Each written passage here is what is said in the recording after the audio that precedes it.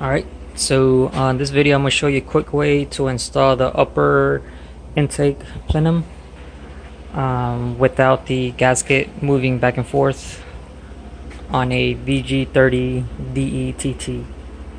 It goes the same for the NA, but basically you want to have two of these studs.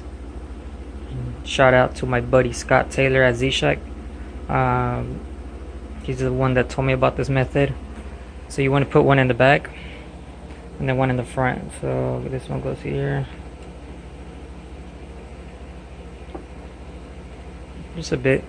Same thing for this one. And then you put your gasket on. Obviously mine is already on here, so you drop it in. It only goes one way, so there can be no confusion. And basically what these studs do, they hold the gasket in place so it's not moving back and forth when trying to put that on.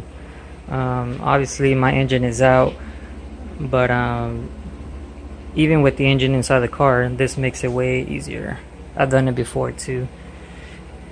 So let me now install my plenum on the VG. I've done the water deletes, the water lines that go on the bottom, so it makes it way easier to install the plenum. So let's get to that.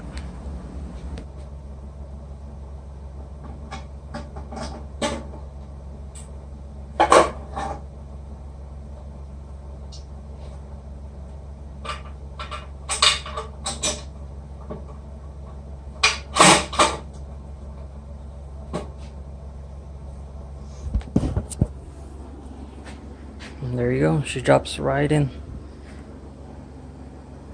I just had to move the fuel pressure regulator to the side so it can go in. But yeah, then take these studs out and put the bolts back up. That's it.